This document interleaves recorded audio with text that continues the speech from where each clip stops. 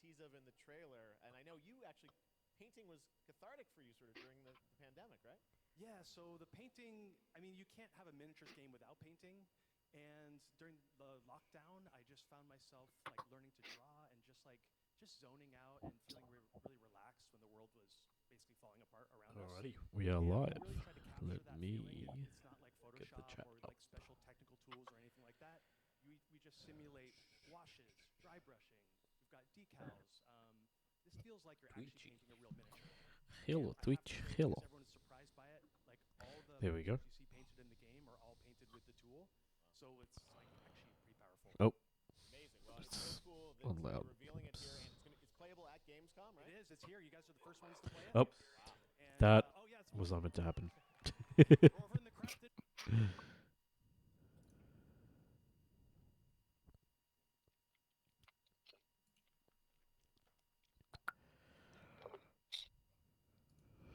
Alrighty, let's just get into it. Yep. We'll figure it out. Yeah. Alrighty, let's kick things off with the intro theme. You are now listening to Double Jump Radio. G'day everyone and welcome to episode 66 of Double Jumper Radio. I'm your host Abir and I'm joined once again by my co-host John. John, how are you, my friend? I'm very well, thank you. How are you?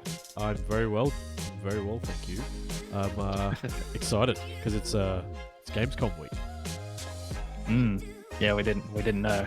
It was a surprise. Yeah, but a lot of announcements this week. Yeah. Lots to cover that we will be doing sparsely. But if you want to learn about more about all of the announcements from Opening Night Live, I think Jake's working on a handy little recap of the stream. But before we talk about the news, let's talk about what was on the site this past week. John, we had Ruby's review of Cult of the Lamb, which I think you had a little you talked about last week. But yeah, 3 stars. Yeah, like I think she was like a bit more lukewarm on it. I think a lot of people, or at least the reception I've seen of it, and I kind of get what she was saying though. Like I think something that, like she meant, go read their full review if you want a bit more detail. But yeah, it's like a very casual experience in a way that sort of, depends on what you want from the game, I guess. Yeah. So it's there are difficulty levels, so I'd be kind of curious to know what her thoughts are on that, but I'm not sure if that necessarily solves some of the issues she has with it. Yeah. If she did try it, I don't know. But it's like casual is a good word for kind of what it's going for, and it's Yeah, because I think the feedback, like reading through a review, was that it's got a lot of style. It's a very kind of quirky take on the roguelike genre, but there's not like people who are looking for like a Hades type experience where there's like lots and lots of reasons to come, like to do multiple run-throughs, like story reasons or like the changes in gameplay and things like that. It doesn't really have the depth like that, but it is a good kind of fun. I think it's like 12 to 15 hours. Maybe it's a good way to get into the genre. Yeah, that's not a bad way to put it. It's like I've played Hades through, and I've played a little bit of Cult of the Lamb. Yeah, like I played it a few more hours over the last week. Yeah, and I think something it does that's like kind of reminiscent of Hades is that it has kind of the smoothness of it, because like that's something that Hades does very well. Like it kind of captures you, and everything kind of flows so smoothly, like as the play experience. But that game really latches onto you like a good roguelike does. I'm not sure Cult of the Lamb does, but it's also not necessarily trying to. It's kind of its own thing. Yeah, because it's like a roguelike crossover with like a light management sim as well. Because I think we talked about it last week, but the premise is that you are a lamb that's been saved from slaughter by a mysterious god, and in exchange for your life, the god tasks you with basically creating a cult or a religion to worship them. And so you've got to kind of recruit, indoctrinate followers, various animal pals, and you can kind of take them down the direction of evil, or try to be a bit more of a fair kind of like cult, so to speak. So it's got it's a good kind of like it's a really novel take on the genre. Yeah, that's a good way to put it. Yeah. Ruby also mentions a few glitches with the Switch version, which Yeah. I was afraid of, as I mentioned last week, I think. Yeah, yeah. Yeah. I think it's yeah. I think it's just another sign of that it's time for the Switch to, you know, be maybe. replaced. Like I literally like we had this little exchange last time, but We like always do. no, but like the thing I said back last time was that I think it's more demanding than it looks. Yeah. Which I don't know, I guess that's always kind of true, but I don't know. Being all that weird 2D, 3D is probably more intense than it looks. But it's Yeah. you know, obviously glitches go beyond that. Yeah, So, because it's point still. it's got a don't starve like 3D perspective where it looks like the characters look largely 3D, but they're actually 2D. Sorry, but it's like a 3D world. So I'm sure there's a lot of rendering stuff happening, plus all the logic with all the systems in the background. But yeah, I guess it's on Switch and PC and PlayStation, or is it just Switch and PC? I think I've got it on PlayStation, so it's at least those three. At least those, yeah. I'm sure it'll be on everything. I think it is on Xbox as well. I'm not sure. Yeah. Yeah. I mean, maybe one day I'll be able to find a PS5. One day. But yeah. I just hope that it gets. Maybe those glitches can be fixed in patches. Yeah, hopefully. It's sold very well. I think Yeah. since last week there was news that it sold 1 million copies. Yeah, which I is think- like Devolver's. Like, I mean, it's like great for. I think it's called Monster Mouth is the team behind it, like an Australian team. The Australian team. But it's like Devolver's first hit in a while because their last few games have not really done that well, and like because they've had a number of titles and they just kind of pass by without really doing anything. What was the last kind of like Devolver hit? Yeah, I'm not sure what their last hit was. Have to go look back. Yeah, I mean that says enough, I think. Yeah, maybe. Because like Shadow Warrior 3 came out, didn't really set the charts on fire. Yeah, Weird West is like I'm really excited to watch it. I play it, but I haven't. It's very expensive. Has a niche following. Inscription came out. I'm not sure if that's sold incredibly well. Death's Door might be the last one actually. That one did okay, I think. I The think one with the like little crow in Zelda-like. But I think Inscription probably. I know Inscription was definitely talked about a lot when it came out, and obviously, I think it was Ruby's pick for Game of the Year last year, and I think Kate's runner-up. So, they're definitely fans out there for it. It's just, didn't really. It's not what we think of when we think of like a Devolver like showstopper.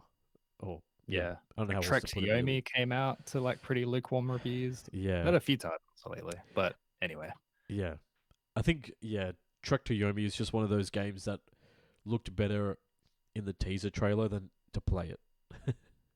Yeah, made a strong first impression that I couldn't really live up to.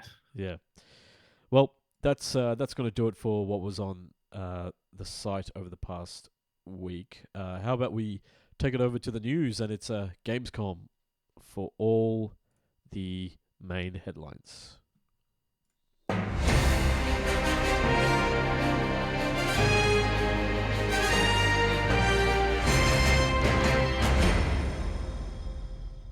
Right off the bat, Geoff Keighley giving Todd Howard a run for his money when it comes to like shiny leather jackets on gaming stage. Like it was very nice jacket that he was wearing. Yeah, I think leather jackets or whatever jackets in general seem to be mandatory for game conferences. I mean, like I'm so used to seeing him in like sports coats and like suits that I like just couldn't fathom him in like casual clothes. So I think this is a good change of pace. I think for the Who is this man? for Mr. Gaming himself. Yeah. But yeah, John. Maybe we'll. I guess the way we'll run this is that we'll talk through the announcements or the things that were shown, but I guess we'll just kind of talk mainly, like stop and talk mainly about the things that really stood out to us, because Yeah. I guess some of these things aren't really new or novel. They're maybe like updates or maybe like a new trailer or something. Hey, if it's super duper like kind of like awesome to you, definitely let us know. Definitely I'll put a link to the opening night live kind of like on demand version on YouTube, so everyone can watch it in their own time at home. But yeah, John, take us everywhere. Take us to everywhere. I think that's everywhere grammatically is the correct, new. right? I'm not sure if it. I don't know. But it's new game from a studio headed by Leslie Benzies. He is the former president of Rockstar North. The Bens, as they used to call them. Yeah, it's very much a teaser. It's just like a lot of Fortnite-looking gameplay and imagery. Lots of just general imagery and like very metaverse-y, and not much else. I don't know. It's I'm very. worried. It's like if Fortnite was made today, I guess maybe is the idea. Just like more modern tech and art style, and I don't know. Oh yeah. I'm not sure we can have. I'm not sure any other opinion is technically warranted. Like, there's not much to. Yeah, it's very broad and it's curious to see where it actually goes. Yeah. Yeah. After that was the announcement of Dune Awakening. This is the next game from Funcom. They're the ones who made the Conan something or other, whatever that game Exiles, was. or yeah. Yeah, Exiles. They made a few survival games. Made a lot of online MMOs type things, and Dune Awakening is also a survival MMO, just like that Conan game was. So this is also their second Dune game after Dune Spice Wars, which I forget what that game is. I thought it was a mobile game. I think that was like a. Okay, because that's what it made me think of, like the title. I wasn't sure if it actually was. Yeah, it was like sort of like a trading, like market trading game. It's like, I guess it's sort of like, I always got the vibe of like a civilization, kind of like the idea of like you're fighting with other kind of clans. But okay, it's a 4X real-time strategy game. Okay, that's a much bigger deal than I thought it was. Oh, was it not on mobile? Huh. Okay. It really does make me think of that, which is probably not a good thing. Yeah. I must say, like when I saw the trailer, and I've got it up here for the video for people watching watching live or watching the VOD afterwards. The art style is very Mad Max, like 2016 or whatever that game was. Open world game. It definitely has that vibe, just obviously with better lighting. The hair does look very nice in this. Yeah. Sorry, I just thought I'd put that in there.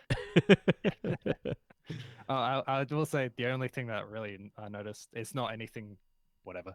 The Dune Awakening trailer, I noticed like when it like comes up to the dude with his like blue eyes, I was thinking like it reminds me of all those like ripped trailer thumbnails in YouTube where it has like all the saturation turned up really high. Yes, oh wow, yes, I know what you mean. Where it's just like there's the official trailer and then like 8 billion other like channels posting the same thing but slightly different thumbnail. Yeah, thumbnails always make it look so much worse. Yeah, like really hyper professional. Yeah, because it's always like really sharpened and really like saturated. Yeah, that's the word, sharpened. That's exactly what it is. Yeah. Well, that's good news. That's a good sign. Yeah, that's what I want from my games. Yeah, but it's a current gen only, so not on the previous gen Xbox or PlayStation consoles, and definitely not for Switch either. Right. Yeah. After that was the Callisto Protocol. Abir? Yeah. So this is the new game from Striking Distance. Sorry, this is the debut game from Striking Distance, who folks might know know, is being was co-founded by Glenn Schofield. Glenn Schofield, who was at EA Visceral and also the co-founder of Sledgehammer Games. Essentially, this was the this is the Dead Space like game that he's making. So, not what a surprise that the co-creator of Dead Space is making a game that's like Dead Space at a new studio. It full on has it's like a third person action game set in like I think like abandoned, like, it's like a prison colony, because I think the main character is a prisoner, and there's like this the space colony or the space station he wakes up on is like, has been taken over by some sort of evil force, and everyone's kind of turned into these like weird necromorph type things. We've got to look at gameplay, which definitely carries on that Dead Space aesthetic, and also a release date of December the 2nd, which is much sooner than I thought. I thought this would be like a next year game, but hey, considering the fact that we don't really have many AAA games coming out later this year, this could be like, because it's like God of War, and then taking this, up all the oxygen. oxygen basically, and then like a couple of months later is this, because I think God of War's end of October, right? Oh no, If it's not November, I think. Yeah. Yeah. So give it 3 weeks, and then you got COD. Because I actually ran through all the games coming out this year because I wanted to make sure I That you knew knew. which ones I wanted to get. So and you're a it's like- professional. So you're actually doing this job properly. that was for the money I'm going to spend reasons, not for actual reasons. But you're right though. There aren't too many though. Yeah. That's the thing. Like, I think everything got delayed out of the, everything pretty much got delayed out of like 2022. So this is one of the games that looks like it's still going to be making it. So and the thing is, like, I think it's Josh Duhamel. I think he's the guy playing the main character. Well, yeah. Duhamel sounds like a metal, but Yeah.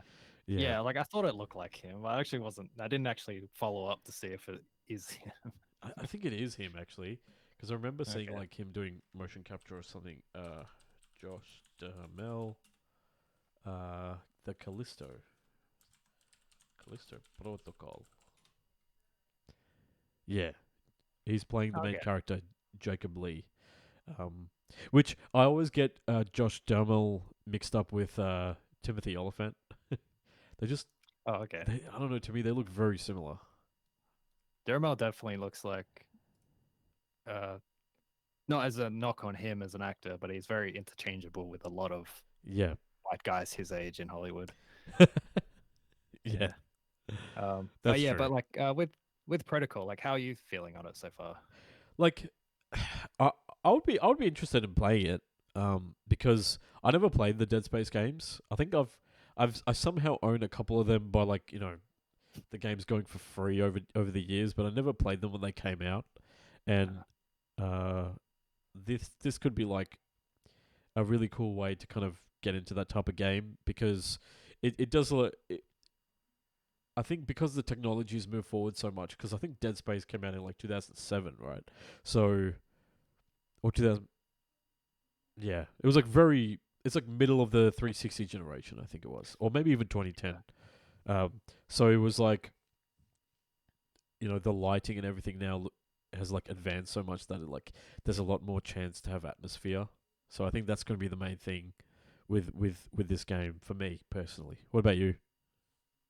I was thinking during this like clip, like because I've shown gameplay before. This is like a new chunk of gameplay. Yeah. That kind of shows off a new area and stuff, and like I was thinking how, because I don't think I've been especially impressed by this game so far. Not in that it looks bad. Just I think it's like one thing that I felt it was missing right away. Yeah.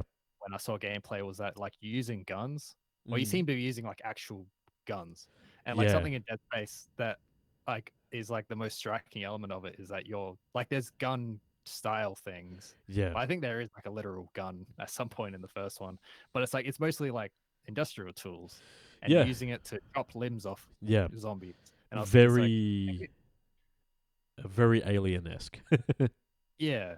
But it's like in Callisto, it feels like when you don't have that, what else does it have? Like, I guess it feels like almost like Evil Within or something, Yeah. where it's like it's kind of doing RE4, but in a where it's kind of stacking on extra mechanics in a way that doesn't really buff up what Yeah. Dead Space did well. I also think that it's unfortunate Dead Space reboot is happening for At the same Callisto. time. It feels like it was Yeah. completely designed to go, okay, Dead Space doesn't exist.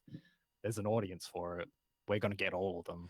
But I Yeah. feel like with Dead Space Remake coming out soonish, because I think it's coming out early next year. Yeah. Never actually checked. I think it is due next year. Yep. Yeah, it's like that feels soon enough that I could wait, which is To see which is the unfortunate. better one. Oh no, I think it's like even it's a bad reason, but it's Well, like what's I the know money I worth? like Dead Space. Yeah. Yeah, Yeah. so it's like it's kind of different. But it's like I'm very curious to see how it turns out. A lot of Yeah. people are excited for it, and I want to see how they react to it. So Yeah. Yeah. That'll be yeah, because it's coming from Krafton, is being published by Krafton, which I don't think is part of the Embracer Group, but I could be wrong. But it's not like, I don't know if it certainly looks very nice, but I don't know if it's like got the budget of like a Dead Space, which is, backed by EA. So it'll be Yeah. interesting to see how it compares really. If they don't have that sort of budget, they've done a pretty good job of masking that problem.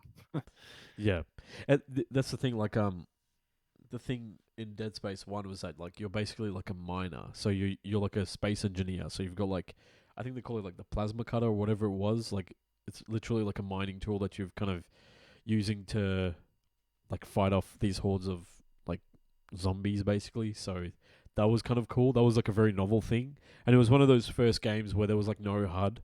Like all the information you need was like on your character or in the world.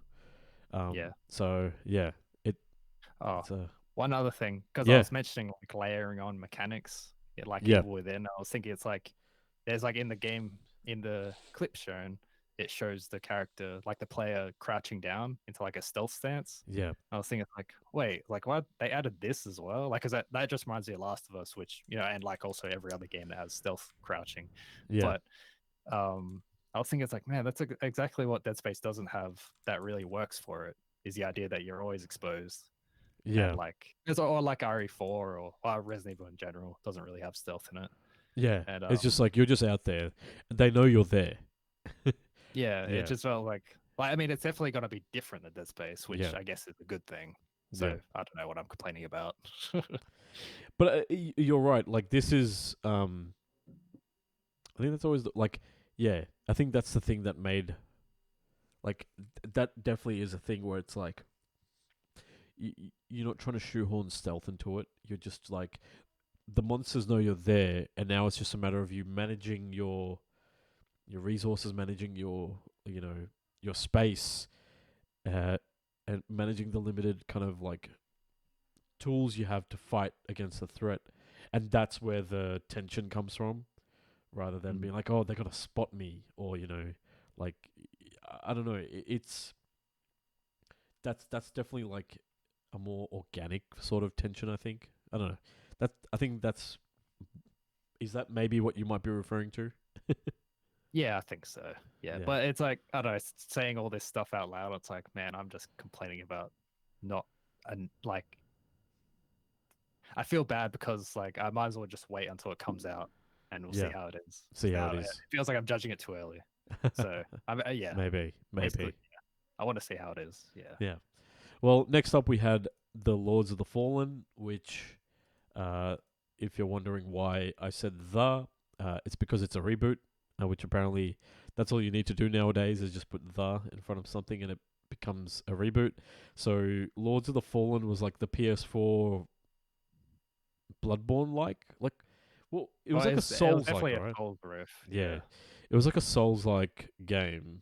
So this is a reboot of that game, because I think it had promise, but I think it just fell short.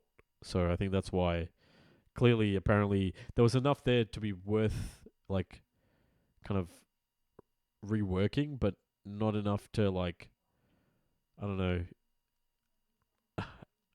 call it Lords of the Fallen 2. So it's weird. It's a weird, very weird situation. Yeah. On the Yeah. Steam page, it says it's got an interconnected world that's 5 times larger than the original game.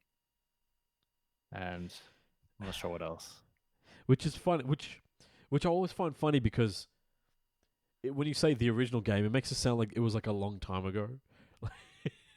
I don't know why in my head it's like when I think of reboot, I don't think. Maybe this is like do you know what this is like? Suicide Squad versus the Suicide Squad situation where it's only been a few years. Yeah. Though, yeah. But at least those were like very different. Though Yeah. confusing enough still. Yeah. But this one is like, yeah, it's gonna. I don't know. I guess like not enough people really remember Lord of the Fallen Earth. Yeah. Maybe that's so, part of it. Oh, it's like, oh, Yeah. we might use this title again. Yeah. But yeah, we'll see. Yeah. Yeah. Moving on to woo. Yeah. By another Australian made game, SMG Studio. Mm-hmm. Expected next year ish, which I think is the official wording. And we'll have cross-platform multiplayer in it, which I'm guessing is new. I don't think the original one had I that. don't think it did. No. The announcement of Dying Light 2's first DLC expansion, Bloody Ties. I think it's sort of gladiator themed. I'm not sure if there's. I don't know. I'm kind of curious because we'll talk about it in a little bit with Dead Island, but I'm kind of like Dying Light 2 kind of fell a little flat, I think, generally. Yeah. And I don't think it'll have the sort of like ongoing revival. Or not even revival, like Dying Light 1 just did very well, and then it just kind of continued getting support Yeah. sales over time. And this one, it's like, it's hard to see it happening this time, but It definitely didn't have the same impact as the first game, for sure. But after that was the new Destiny expansion. Yeah. So Destiny 2 Lightfall, which is the next, I guess, expansion, which is coming in early next year. So I guess important things to note is that it takes place on Neptune, which is a destination, a location we haven't been to before, and you're dealing with like basically. Okay. So apparently there's like a city on Neptune of like people that have somehow we've missed throughout the entire Destiny franchise. They've just been doing their own thing. They've developed their own way. And they've got their own kind of like neon city. So basically the thing with this expansion is that you've got a new subclass which is called Strand. It's green.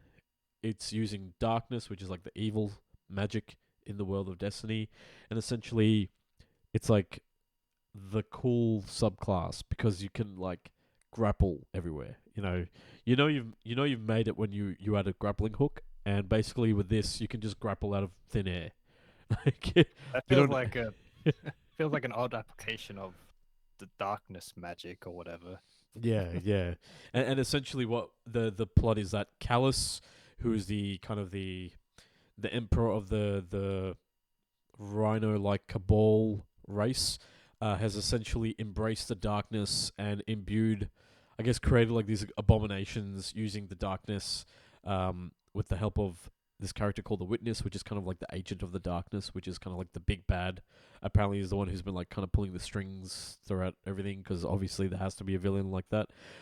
So you're basically like, you dress up as ninjas with grappling hooks, fighting weird abominations in a neon city.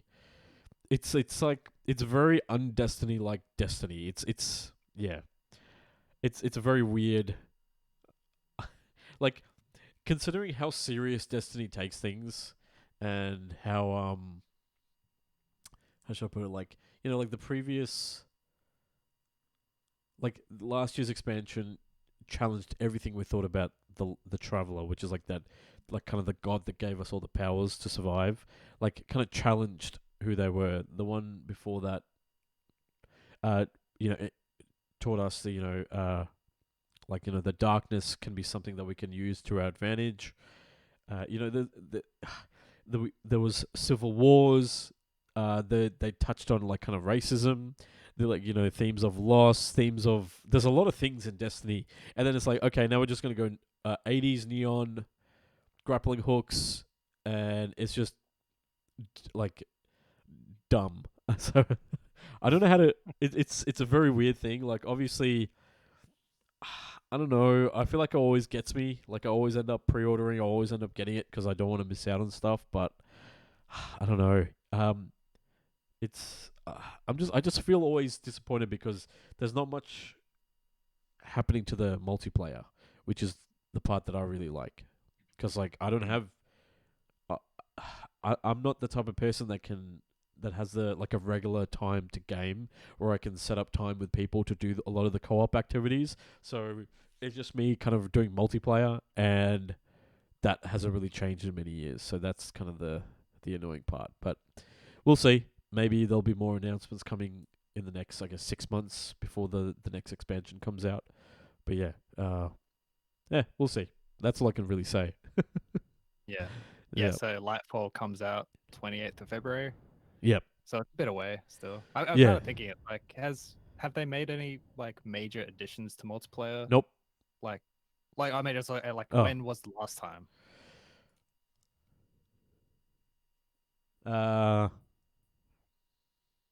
Probably when Destiny 2 launched. Yeah, I can't think of any like big multiplayer changes really. Right. I think the main thing was I guess the main difference would have been like a couple of years into Destiny 2 where they went back to having randomly generated weapons rather than like all weapons having preset attributes. Like they all had the same like kind of roles. So you had it has this perk, that perk combination, and that's just set. You have this weapon, it's just how it's going to be. Whereas now, people are always hunting for the weapon with the right mix of attributes to give it, you know, extra range or extra stability or faster reloads and things like that. So I think that was the biggest change. But the thing is, like, we haven't had a new map in years, right? So, like, that's such a big deal when it comes to gaming. And I think that's, like, maybe that's the issue with Halo as well, that there hasn't been like a big change in that. So yeah, it's why I'm still hunting for a new multiplayer shooter, and I don't know, maybe Battlefield bringing back classes will be that, but who knows? Yeah, when you say that, it's like I feel like you should give up on the promise of new multiplayer in Destiny. I should, but there's just something about it because the world of it, the lore of it is so cool, and it just kind of draws you in. And because the core, like, do you get much out of, like, knowing that, like, I'm not saying there isn't. I'm saying it's like, do you get much exposure to the lore stuff through the multiplayer? No, not really. No. Okay. No. I thought there might have been like extra things. Yeah, like whenever there's a new season, like the new season that started yesterday, as of this recording, that kicked off, which is going to be the season for the next like 3, I think till December. Yeah. So the season of content for the next 3 months is pirate themed.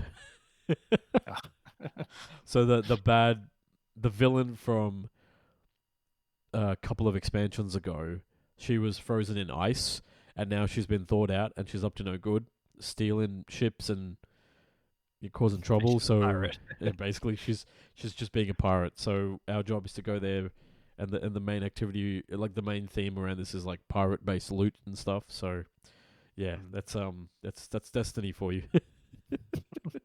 Okay. But yeah, speaking of, unremarkable things, the next game on this list is Sonic Frontiers.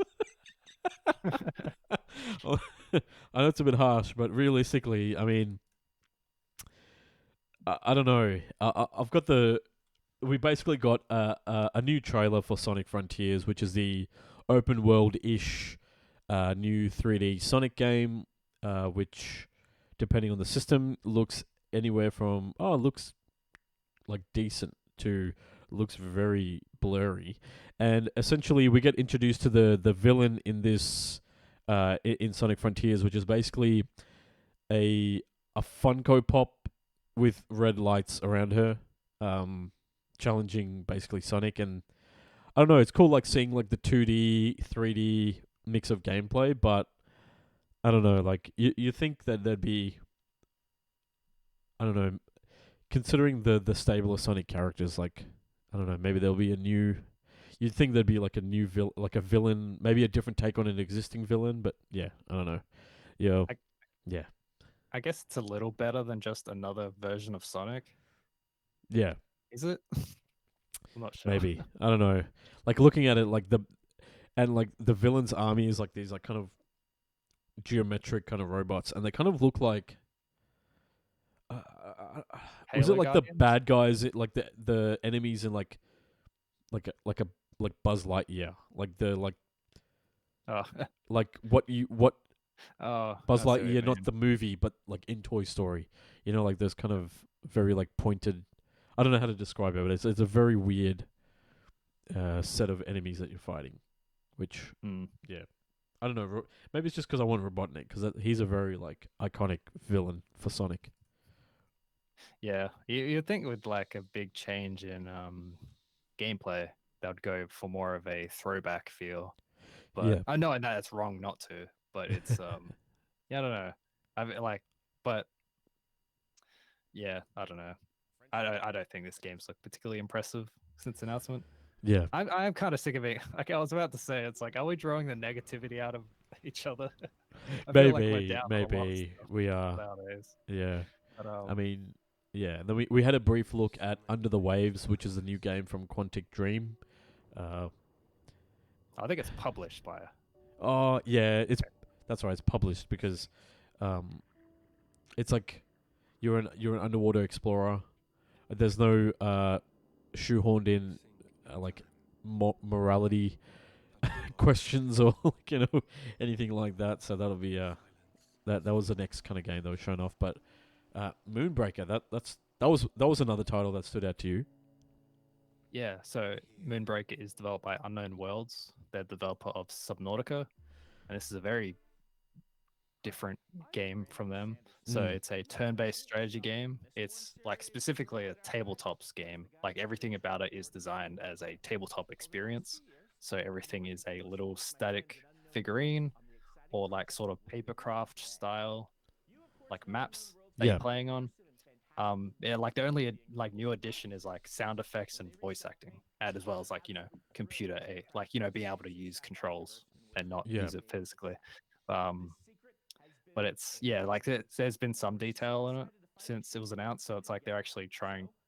Like the goal of it is to emulate a tabletop experience. So the figurines and the environments are like civically meant to look like the kind of paints and resin and such, like the materials you use in tabletop stuff, which I think is very cool. Except you can actually customize it easily, like customize figurines, just colors and I don't know, lots of cool stuff. Yeah.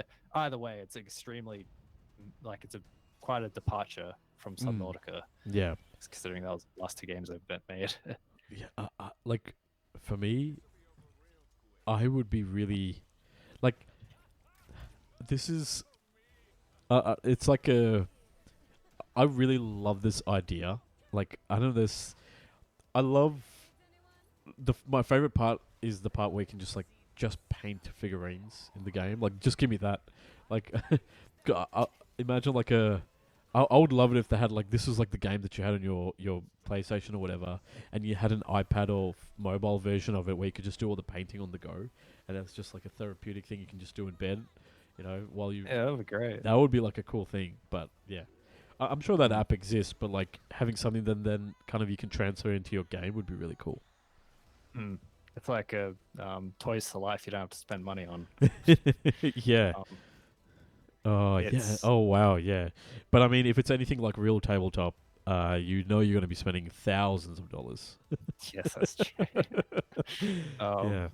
Okay, so Moonbreaker is launching on 30th September this year, so not far away, but it'll be launching in early access for a good period of time. So, and on Steam, it says that this early access period will be roughly 1 to 2 years.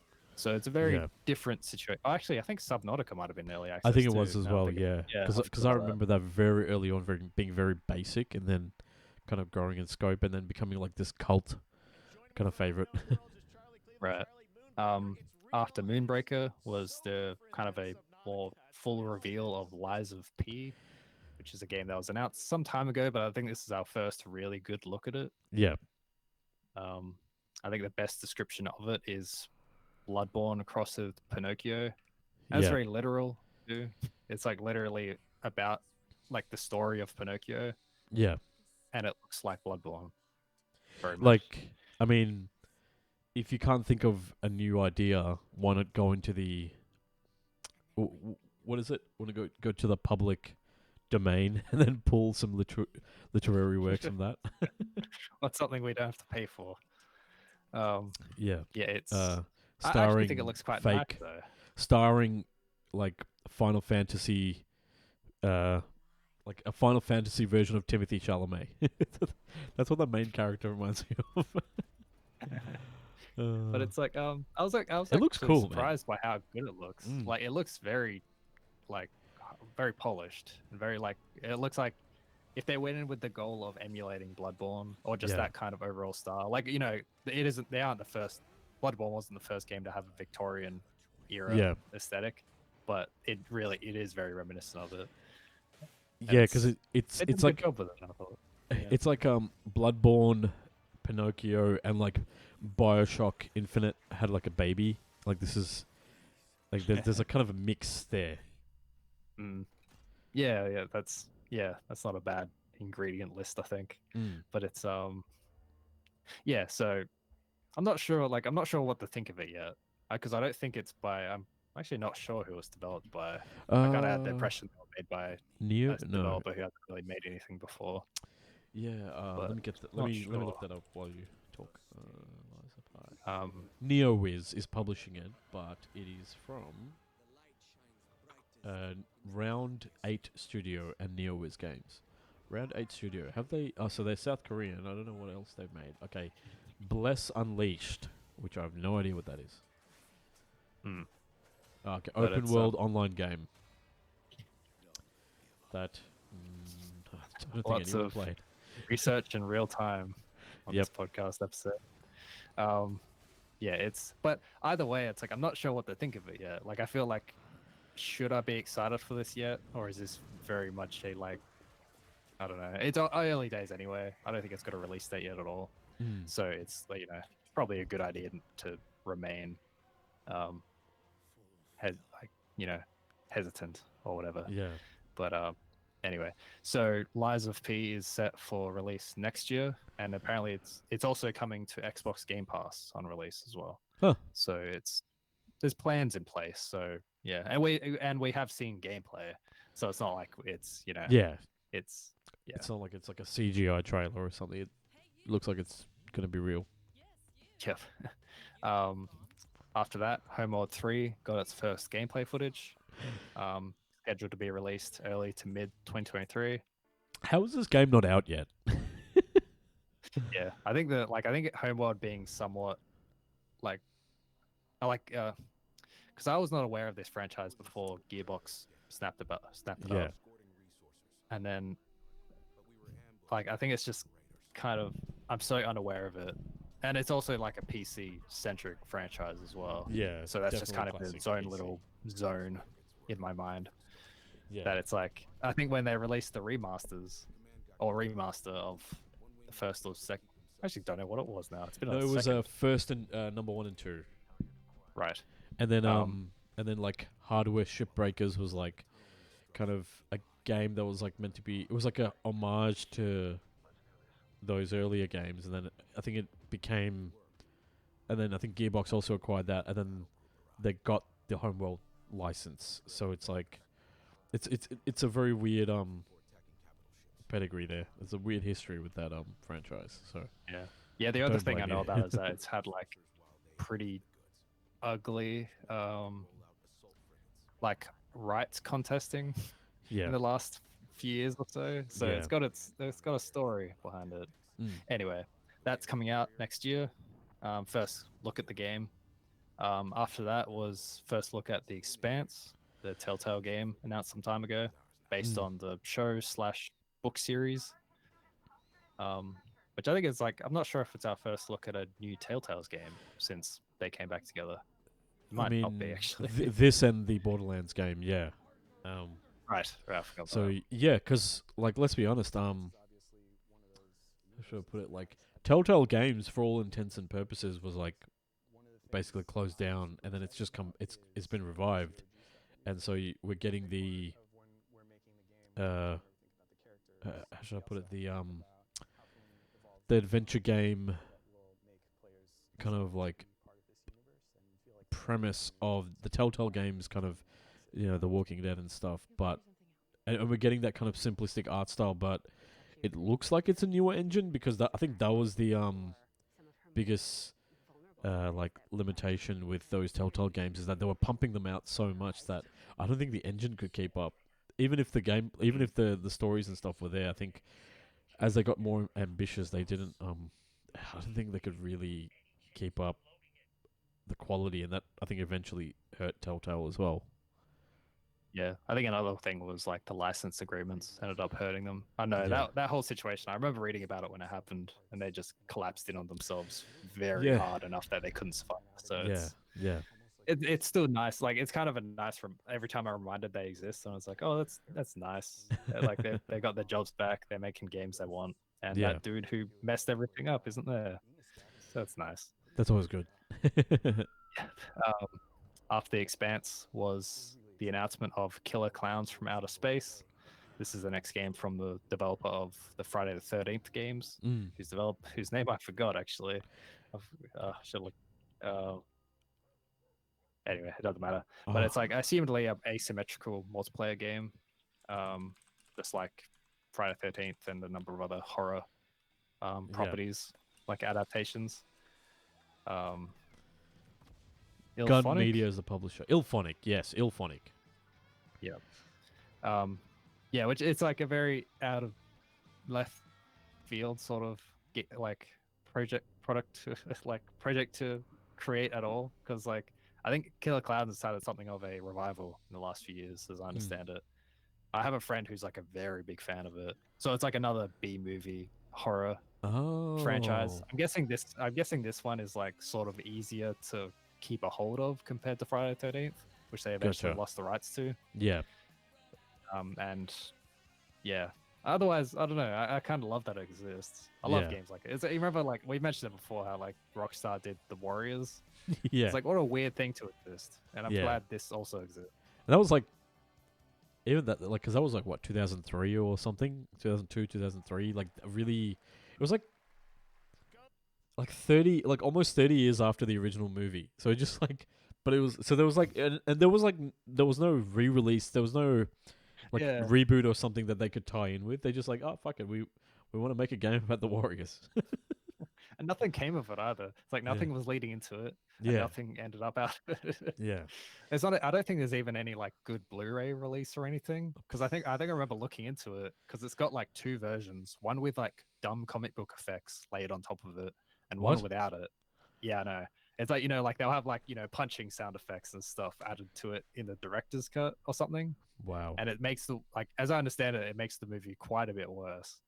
And it's just like, I don't think you can get a Blu-ray one of the original version without it. Anyway, it's a kind of a mess. My point is that The Warriors is like in this weird, like, corner of film history that it can't get out of. And this game didn't make it any help. Like, didn't help much more.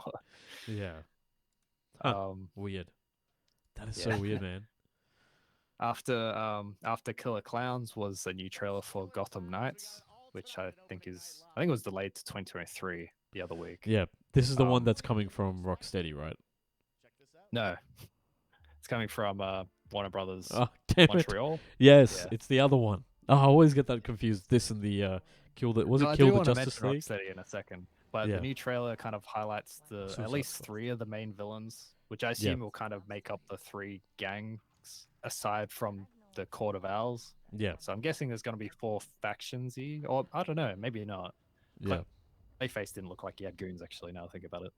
But it'll have Dr. Freeze, Harley Quinn, and Clayface. I don't think Harley Quinn is being voiced by Tara Strong this time. Oh, really? She sounded different. But I might be very off base there. But she seemed like a different incarnation. She felt like someone like, I think my read of the trailer, which again could be very wrong, was that this Harley Quinn seemed more in line with her psychiatrist background. to me. Yeah, she's good. She's From a holding a glance, you know, it's like- clipboard. Yeah, yeah.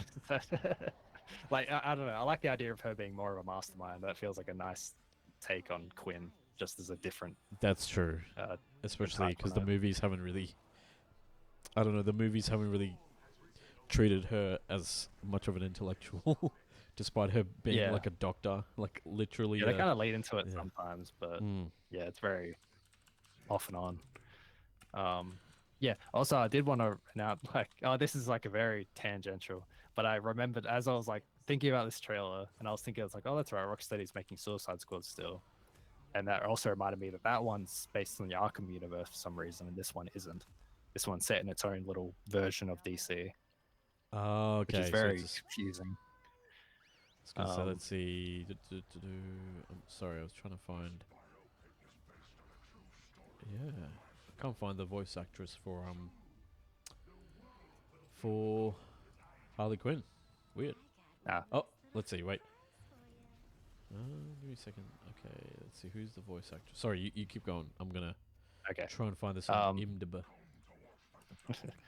Oh yeah, but I was thinking about how Suicide Squad is based in the Arkham universe, and I guess like I was thinking, I was weirdly very excited all of a sudden for the idea that that version of Batman is gonna be the Arkham version, and I was thinking it's like, that's kind of a neat follow up, I guess. I mean, it's not that interesting, but I kind of just connected the dots where it's like, oh, that one's actually like that version of evil version of Batman, or maybe you just team up with them. I don't know. In the Suicide Squad game is going to be the one we know, which is like, oh, that's weird, but exciting in a way that it probably shouldn't be, if that's meant to be a selling point. Yeah, I couldn't find a voice actress for the Harley Quinn in Gotham Knights. Ah, that's all right. After the new trailer for Gotham Knights, there was a new gameplay trailer for Warhammer Darktide. This is a new game from Fat Shark. They're the ones who developed the Warhammer Vermintide game. So this is the Warhammer 40k Darktide. Yeah. Which is which was really like, I think got a really good reception when it was first teased, like when it was first announced a couple of years ago. Yeah, because it was like a very spooky, very horror kind of like atmosphere when it was first shown, and it's like I mean, I love the fact that it's literally got Tide in the name again, which I think is like pretty. I didn't even notice that. Yeah, I think it's like a good homage. Yeah, it's a good way to do it. And after that, there was a short teaser for the finals. I think it's a first-person shooter. The teaser is, I don't know, I don't have any other information on it. I should, but I found it very stylish in a way that really captured my attention more than most teasers, I felt. Yeah. More than Everywhere did, assuming it, that's what it's called. More than, like, considering it kind of went for the same vibe of presumably like a large-scale multiplayer shooter. Yeah. Maybe not. It's first person. Oh. Maybe this is my shooter. Oh, Steam playtest starts soon. Okay. All right. Let's go.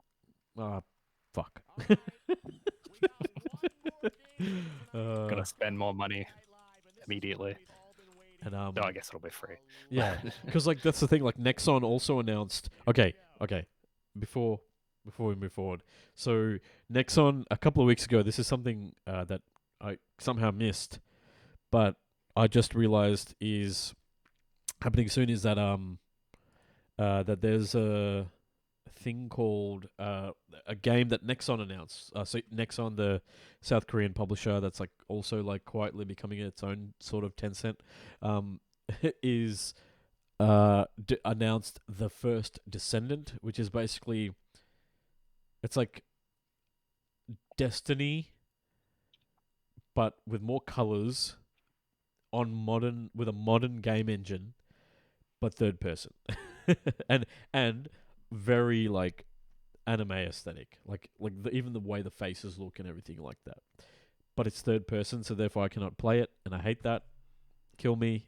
I don't think I ever knew that. Yeah, so it's third person. So anyway, but it does look cool. This looks like this looks cool, and the fact that it's first person is really what's doing it for me. I can't do third person when it comes to a lot of games. I don't know. I feel like third person I can do Like for games single in general, player. or just like I get motion sickness from a lot of third person games. Like oh I used to get that a lot from like Assassin's Creed because I think it was a lot of like moving around. For some reason in first person I have no issues.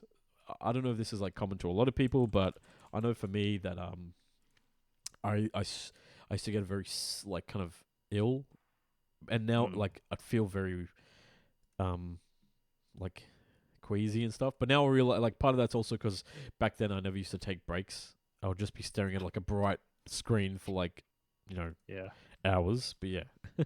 yeah. Anyway, this looks cool. So I'm really looking forward to it. Right.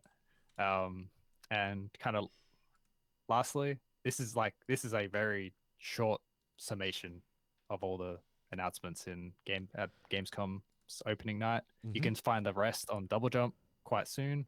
So it'll be a full summary if you want to go check out some other games announced.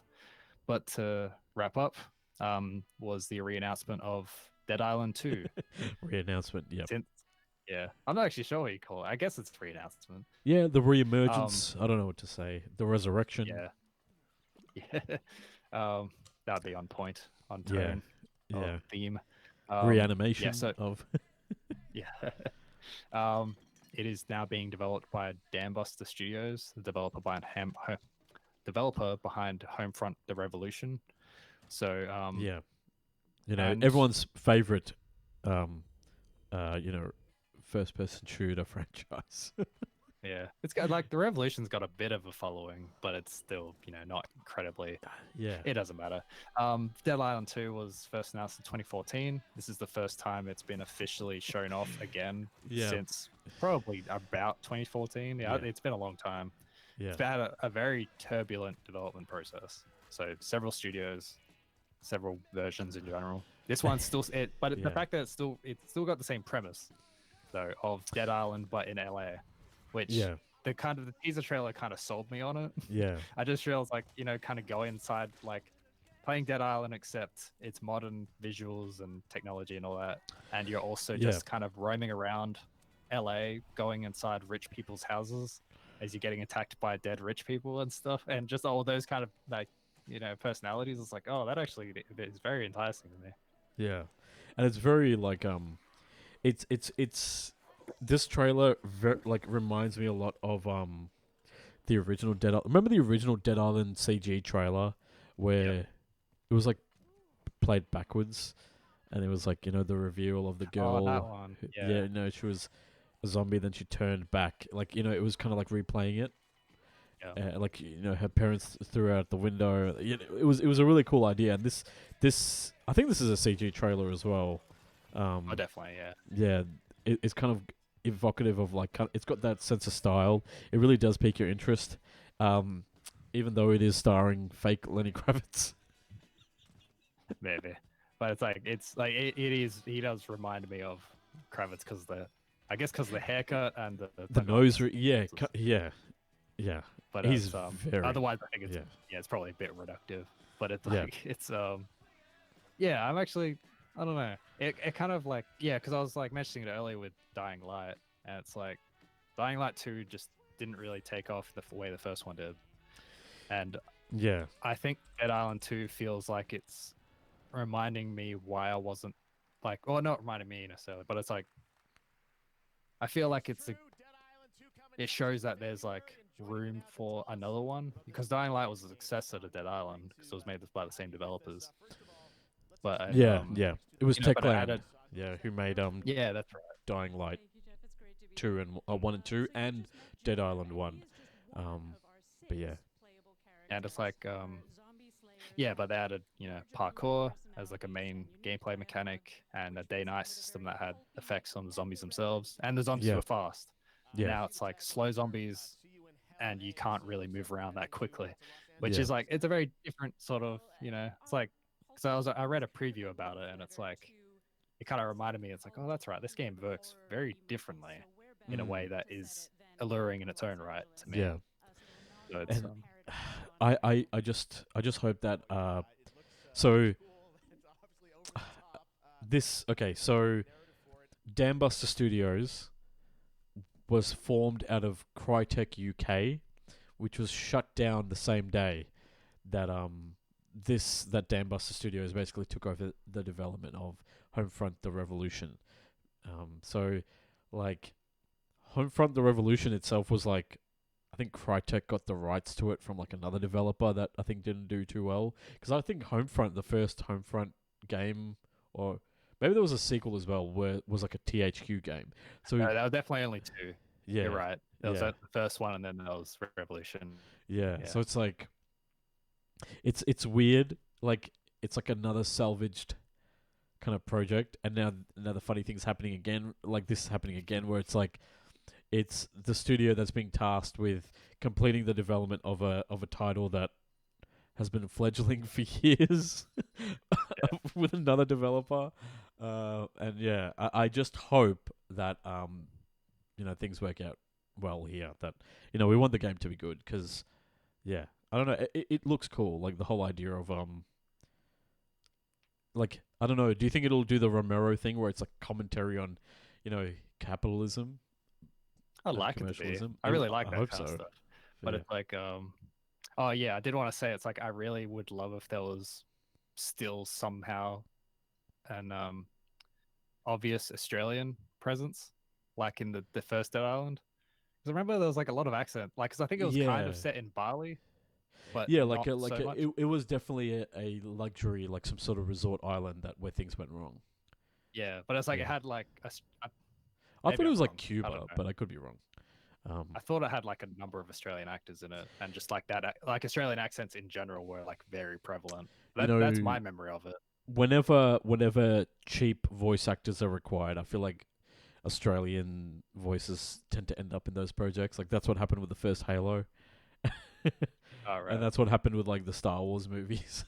Okay. I mean the Dead Island prequels takes and yeah. place in 2006 on the fictional island of Benoi, a lush tropical resort destination located off the east coast of Papua New Guinea, just north of Gotcha. Australia.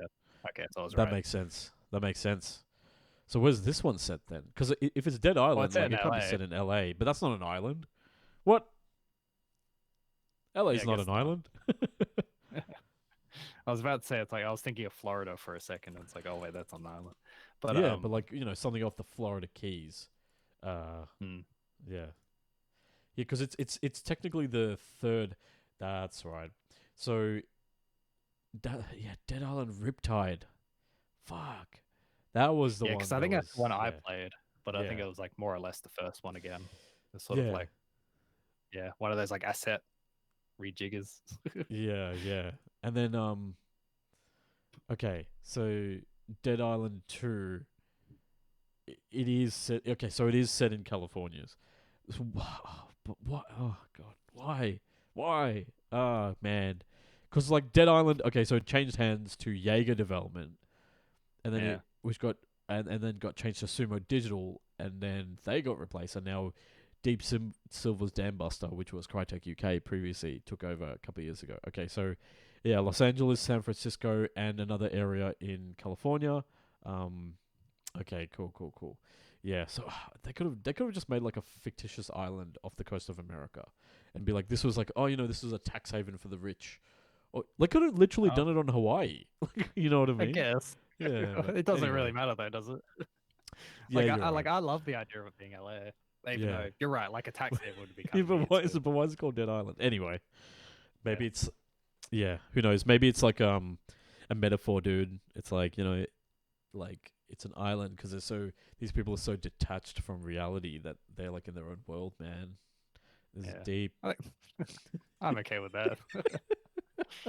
Anyway, But, sorry. Yeah. No. That wraps up Gamescom's opening night, all the announcements. Yeah. Yeah. Geoff Keighley's Gamescom opening night live. Yeah, eventually you'll be commanding like the entire year of game announcements. Pretty much. Eventually.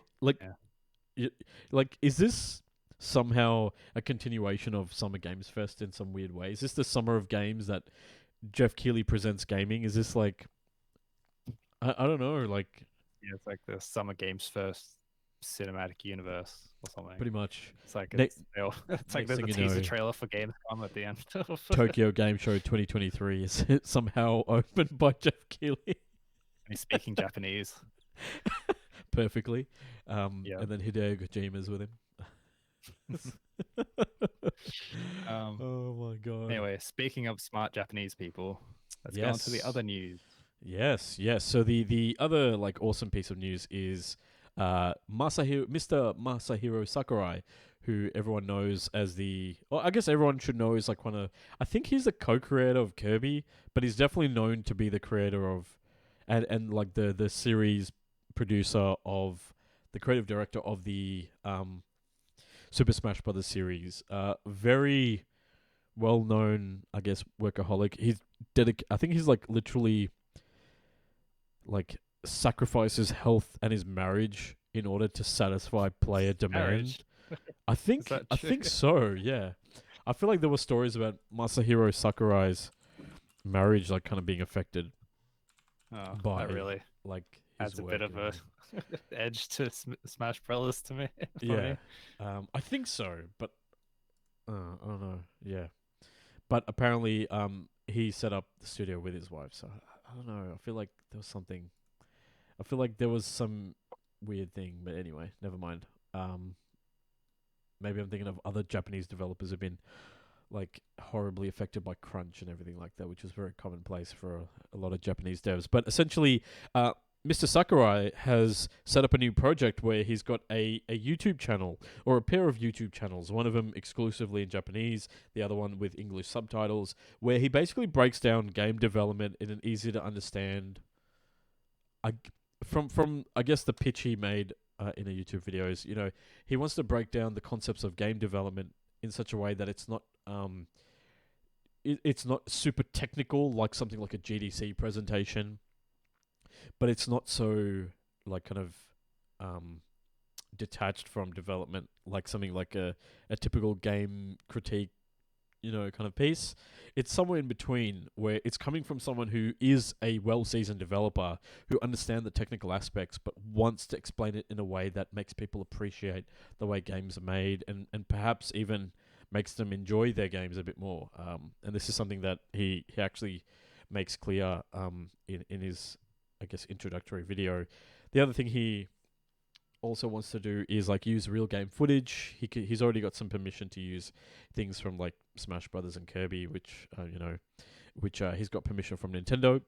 He makes it clear that he's not endorsed by Nintendo. This is not a Nintendo project. This is his own project, and he very well expects to be videos to be taken down or reach not to like have as many people. But the fact that he's like got like 229,000 subscribers on his English channel in the first day is kind of, I think he's going to be fine. I think he'll be all right.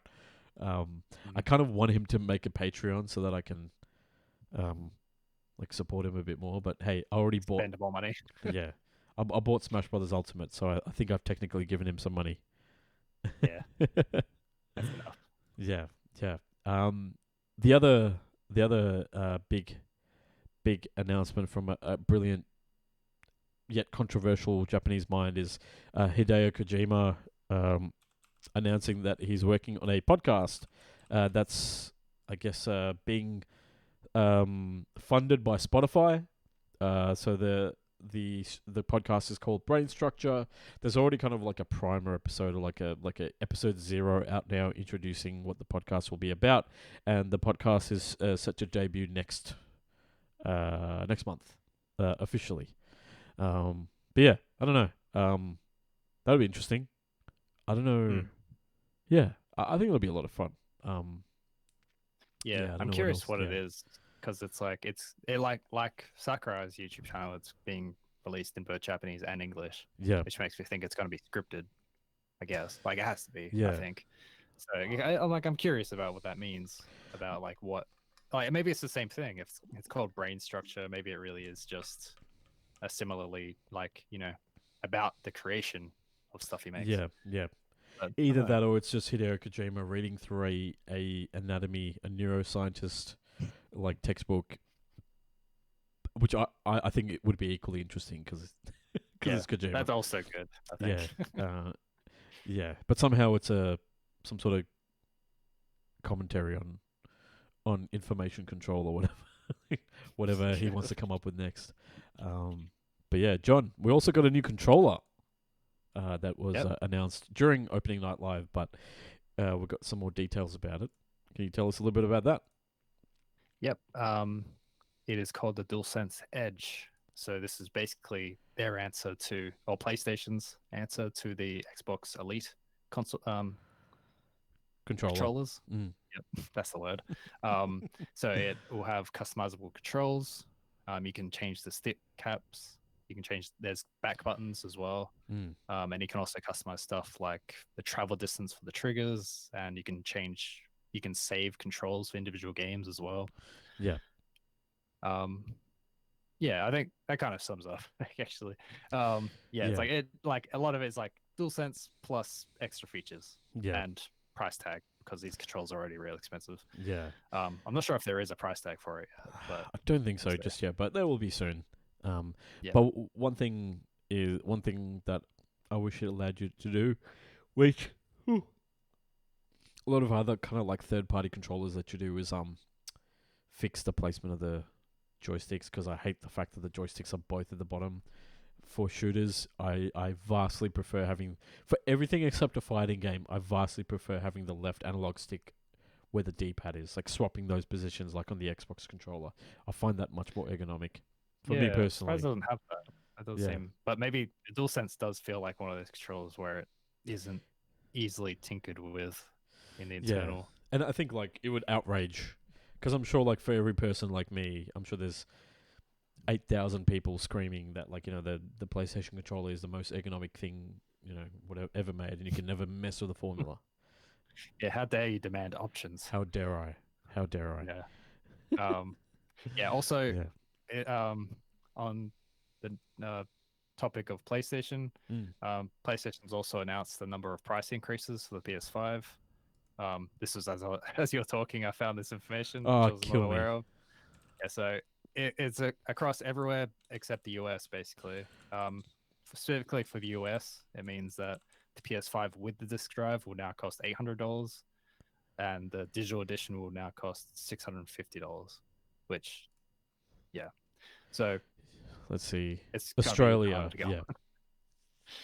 So it's like a $50 increase, I think. Right. Yeah. Yeah, that's $749. Because it was $749.95 for the disc version in Australia previously, so it's going to become $799. Let's just see. PS4, they're blaming the supply chain issues and stuff. Which okay, fine. Yeah, they're not the only company doing it. Yeah, because the Meta Quest did the same thing kind of recently as well. But also, I mean, maybe this is moot because not that anyone can buy PS5s at retail anyway. So, if anything, this is like a discount compared to like whatever people are paying for. Yeah, because it's still being scalped. Yeah, but anyway. Okay. Yeah. Sorry. I thought there was something else to say. Lastly, a big update for Battlefield incoming. Yes. Finally. So, over the weekend, or earlier this week, DICE released a kind of like a development update on its blog, talking about what's happening for Season 2 of Battlefield 2042 and beyond. Essentially, apparently, some players have been very vocal about the issues with Battlefield 2042, funnily enough. I could talk about. So basically, in the upcoming Season 2, there's going to be more weapons. Also, more weapons coming from Classic Battlefield coming into the regular playlist. Also, there's going to be another map being reworked and added in Season 2, as well as a new sidearm. There's also going to be refreshes of the existing renewal and orbital maps. And then, let's see, they're going to happen in Update 2.0, which is going to also bring its own map. So these are all things that are going to happen in the future. But let's see. the thing that really matters is that the specialist system that I think everyone hates is being overhauled. So essentially, what's going to happen is that instead of a whole bunch of specialists that can do pretty much everything that you can imagine in a Battlefield game, what they're going to do is they're going to now group those specialists according to the classic classes of, let's see, I had them here. So Assault, which was kind of like the healer, like kind of the general soldier / healer class. The Recon, which is all about, kind of reconnaissance, sniping, drones and stuff. Your support character, which would have your ammo box, like your the one with the heavy machine gun and your ammo refills and stuff. And then you had your engineer, who usually had like a carbine or like a submachine gun, and then could repair like vehicles and things like that. So essentially, the existing characters, existing specialists, instead of being so broad and being able to pretty much do anything, so you never really know who can heal you, who can repair you, who can do anything. It looks like what they're going to do is they're going to rework them so that the gadgets that they have will be restricted based on the function as part of their class. So you will still have specialists, but they're going to be grouped according to those classes to fulfill the roles of healer, healer / damage dealer, mechanic, support player, like, and like kind of the recon sniper class, which I think is a huge thing. So, okay, so there's also going to be improvements to the way, like the animation, so their posture, their voices, their facial expressions, because there were quite a few memes. And also the main thing is that the other thing is that weapons will not be restricted, so you can still pretty much play with any weapon, which is I don't know. I think. But then again, I'm one of those people who really like the way Battlefield was before. I didn't know why that kind of fuck with it. But anyway, this is a step in the right direction. So don't expect any update like this to happen very soon. This is going to be like a season 3, which is going to be like second half this year. No, let's see. Let's see. Planning to feature in season 3 later this year. Okay. Yeah, this is like in the article I'm looking at. It says like currently gearing up to launch season 2, so it's very far away. Yeah. Yeah, but the end of the year is not that far away. So anyway, maybe by December we'll see what's going to happen. Right. I'm just worried because EA is already talking about the next Battlefield, and like how that's going to definitely have a single player campaign. So it's like,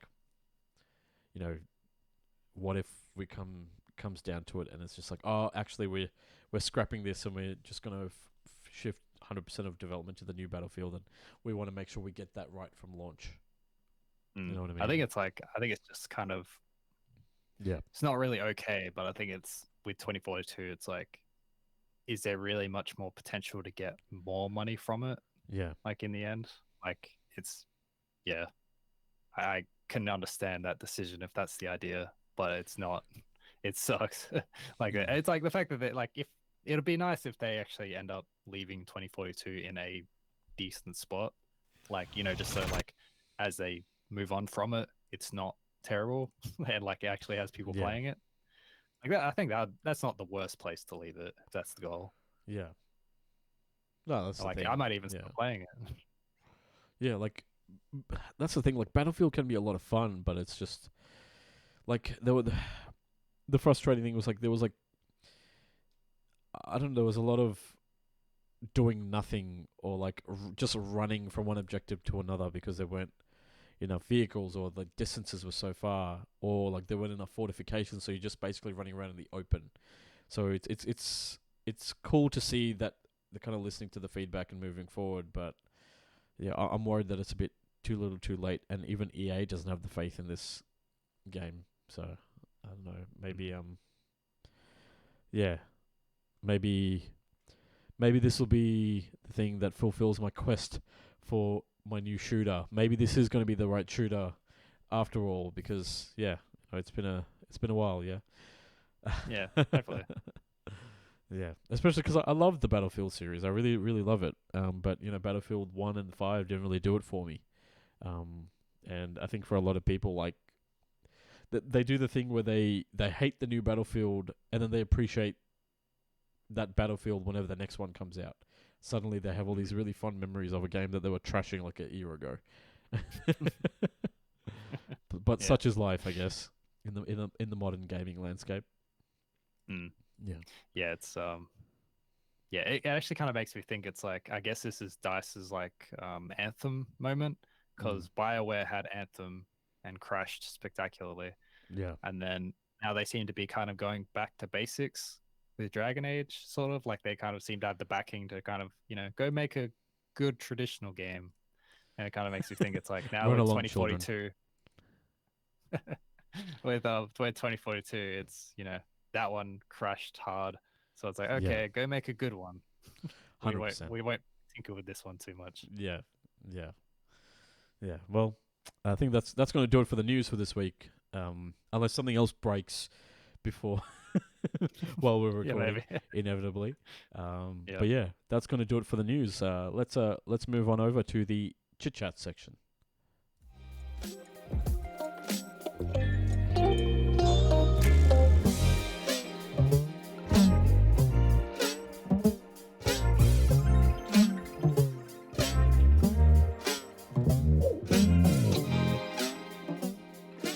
So John, I had the chance to watch Prey. A couple of I was going to say what I was going to say over the weekend, which was the new movie set in the Predator universe, but probably does a better job of kind of telling the story of a supernatural, superpowered alien being taking on an underpowered human threat, and through ingenuity, like through the things that make us human, we succeed over this, I guess, allegory for colonialism, which I think is very appropriate here. I agree with everything you said, where it's kind of like the best Predator film. Yeah, yeah. I mean, it's not really setting a high bar, but I really like this. I think it was a lot of fun, and I think it was like a very kind of like not novel, but like it was very kind Refreshing? of riveting. Yeah, refreshing, so to speak, and they had a lot of practical effects in this. Apparently, like the actual like suit for the Predator was like real. The guy actually wore it, and he was blind for most of it because he couldn't see anything. He basically, apparently, he used he could, like, when he put the Predator, the prosthetic head on, his head was he was just looking down the whole time, so he had sticks on the ground that were like telling him where to go. Yeah, so that's like a very it was so cool. But I watched it. I didn't realize that there are two versions of it on Disney Plus. There's the standard one where they're speaking English, and there's one where they're actually speaking the Comanche language, which is they're meant to be a Comanche tribe, but it was so weird how they was moving between English and Comanche, and I found that really like weird, because like technically she knew English, because there was that that kind of No, that guy was talking Comanche to her. Oh, okay. Yeah. See, I didn't know that, because there were times when she was speaking Comanche. There were times when people are speaking Comanche, and then there's English. So I'm like, you know what I mean? It's weird. It was really freaking me. It was really messing with my head. So I think if I watched it in the Comanche language, it would have made a lot more sense. Right. Yeah. Yeah, because I only watched like the first. Well, I tried watching the first time in the Comanche version. And then okay. I got distracted. And then, so I watched like the first 20 minutes in Comanche, and it's good. Like, it's only like slightly distracting because it's like a dub. Unfortunately, it's a pity. But it's like but it's and then when I went back to watch the full thing, I just started from the start in English, because it's like, oh, I'm sure it's good. I just didn't really. Yeah. Anyway, doesn't matter. Yeah. But you know what? One thing I'll say is, Bahubali, Triple R and stuff. Yeah. So those movies are shot simultaneously in multiple languages. Whoa. Okay. So there's like a Telugu and a Tamil version. There's a Hindi, like the Hindi one I think is a dub, but I think depending on which of the films, they're actually shot in either one simultaneously, so that I think the mouth and everything kind of matches. So why the hell can't they do that for this? or just make it Comanche? Like why not just make that? Yeah, I don't know. Yeah, like I mean, I don't disagree, but I think it's amazing it even got a Comanche dub. Yeah, I mean that's awesome. That's a really cool thing to happen in like a big budget Predator movie, you know? Yeah, like I do agree. I think it would have been really cool to have like a full language version. Yeah. Yeah, and I love the fact that in this film, like the white people, so to speak, are just like they're like depicted in the way that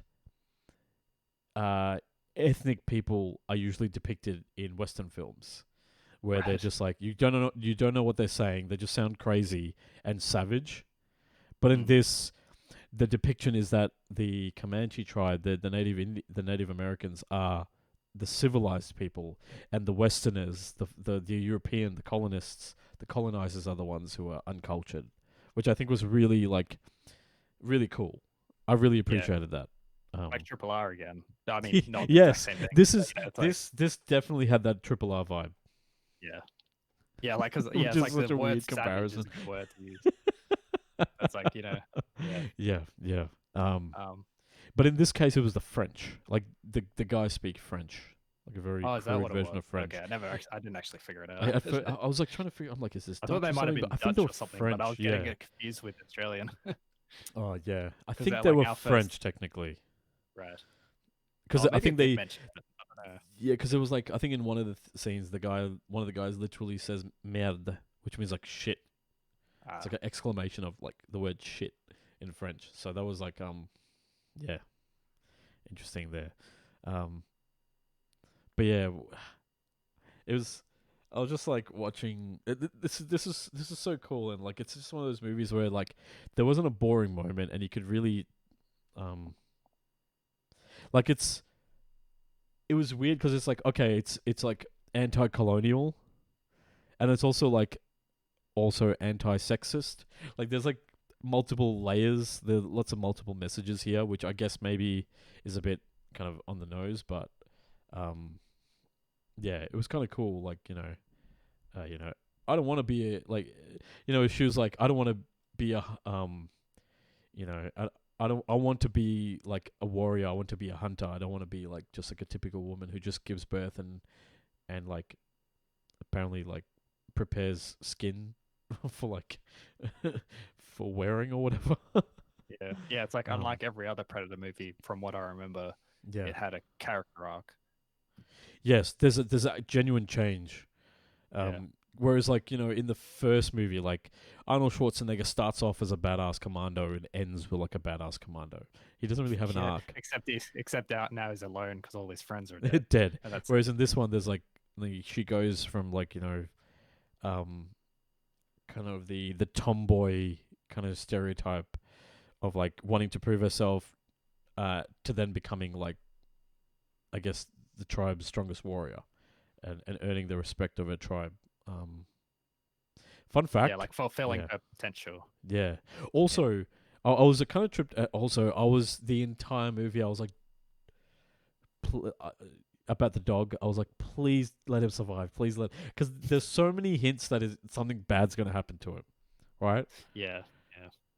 I was so happy when that like somehow this magic dog survived. I feel like filmmakers now because it's like I think it's just been hammered into the ground, like the emotional manipulation of killing a pet or an animal in general. Like I never like it. And it's like I know what's happening, and I don't like. I think it's like the effectiveness of it has like it hasn't like gotten less effective so much as people can see through it and they get angry. Yeah, I didn't want to feel that way, and I could see you doing it from the start of the movie. Yeah, it's like the 2010s, the 2020s equivalent of they took my daughter. You know what I mean? Yeah. Like when it's like your wife getting killed or raped. Now it's like your animal getting hurt and you're getting revenge or something. Like it's just unnecessary kind of easy motivation. But yeah, Yeah. it's kind of cool. Apparently, so you know how at the end the spoilers, if you don't know already. You know how she hands that, you know how she gets that gun from that guy who I thought was speaking English to her, but apparently was speaking Comanche, uh, which makes sense now. So apparently that gun, that pistol, is the same one that was given by the Predator at the end of Predator 2 to the Danny Glover character.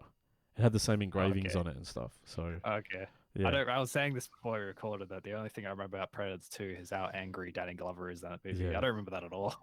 yeah. Well, it's basically like that was like Predator in Los Angeles, right? Yeah. Yeah. Yeah, it's not. I gotta watch it. But yeah, I don't think it'll hold up. Yeah, I don't think so. I don't think any of them do. I haven't seen. Have you seen Predators? The one that was the weird Adrian Brody. Yeah, I remember being Movie? really excited for that when it came out, and then it was Yeah. like it's pretty mediocre. Like I don't think it's bad at all, but it's Oh. like it's not it. No, it's like it's not the worst thing. It could be Predator 2. It's not Predator 2.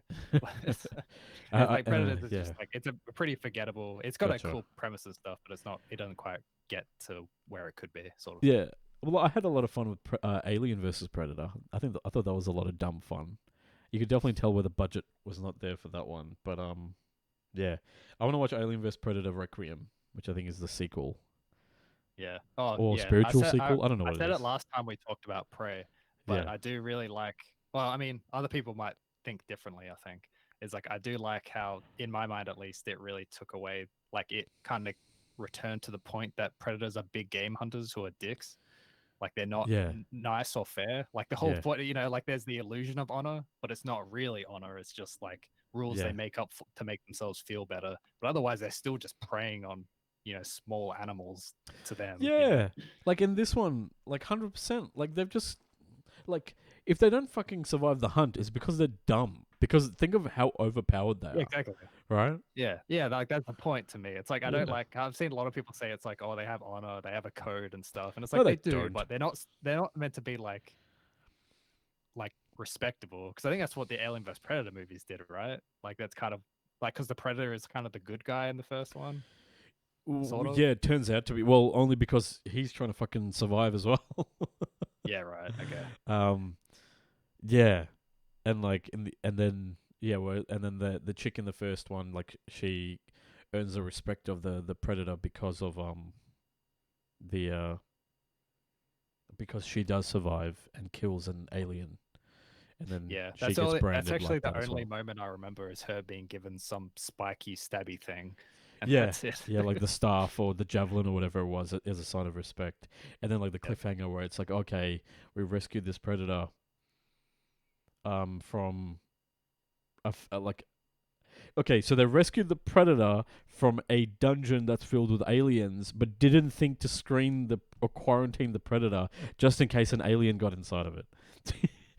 That's the cliffhanger at the end of the first Alien vs Predator, is that there's a chest burster or whatever inside him. Oh, That's like okay. the cliffhanger that at the end. It's like you The think that's the spoilers. first thing they would have done. Oh, sorry, I thought you watched it. No, you have seen it, but like I'm years ago. Right? joking. It's Oh, okay, very old. sorry. Yeah, it's like Yeah, from no, it's not old. 2003. Yeah. But yeah. Anyway. Yeah. Speaking Um, of more confusing language choices, I just want to quickly talk about Tekken Bloodlines, which number one, it's only 6 episodes. It's okay. It's the Netflix fake anime retelling of Tekken 3, the game story. okay. So it's I like a didn't know that. retelling of Tekken 3 stories, but with the Tekken 6 and 7 character, like with new characters and stuff in there, right? And so the great things, the characters are like really like similar to like the game, like they're very close to it. They even the animations of the moves that they do use in the games are very accurate. They even have the same spark effects when they make different types of hits. A block versus like a big hit versus a light hit, which I think was super cool. I really appreciated that. The Japanese voice cast is really cool. The English voice cast was very dumb. Yeah, it's really bad. Yeah. I watched the first 2 episodes, And the second one, I was like kind of switching. I immediately, like in the first episode, I switched to Japanese pretty quickly. And the second one, I switched Yeah. between English and Japanese a few times. And like, man, the guy who voiced Heihachi in English is He's- really bad. Yes, it's just like so that's the thing. So the Japanese voice actor for Heihachi is suitably badass, right? And sounds. I figured it was the same voice actor. think is it the same as the games? I think kind of that- assumed it was. I think the original voice actor for Heihachi has passed away, but I think it's like a similar type of voice, right? Okay. Whereas the voice actor for Jin is the same voice actor since Tekken 3, which is weird because I'm sure he's aged like 25 years, but he's playing like a 16-year-old at the beginning of the show. And okay, so I did what you did. I think I made 30 seconds into the first episode, and I was just like, they just. Okay. Well, the thing I was yeah. thrown off by is that at least in Australia, I don't know if it's listed some elsewhere, but it's like in Australia, like in the audio options, it says English original. In parentheses. Yes. Like, and then like you switch to Japanese, it's like, okay, the voices are clearly synced to this one. Yes, and it's also right. better. All the mouth animations line up with the Japanese audio, Yeah, right? which is like, why would you lie to me, Netflix? Like, I don't- Yeah. But the annoying thing is, and this is what Netflix does with all of its anime, is that it doesn't do proper translations for the subs. All it does is basically just the subtitles are just the English script written out, yeah, I thought that which might have doesn't been it match as well. with some of the meanings of the sentences, which was so frustrating. But I will say that the Japanese voice cast is really good, but it is weird, like hearing Paul Phoenix and hearing Nina Williams and hearing Leroy Smith, who are like American/British characters speaking.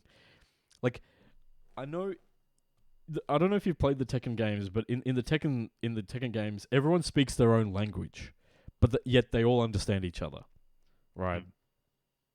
I wish they did that for this. I know it wouldn't Yeah, make that'd be great. sense, but it doesn't make sense in the games either. Like, you know what I mean? Like, why didn't they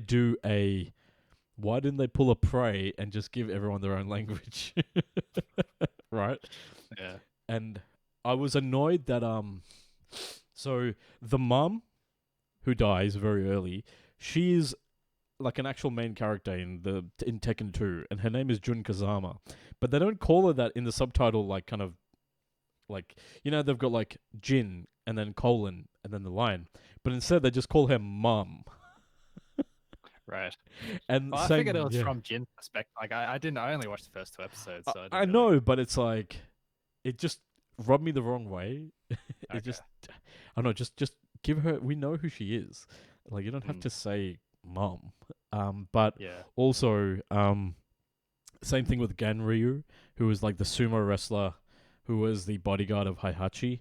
Like, they didn't even give him. I don't even think they even give him a name.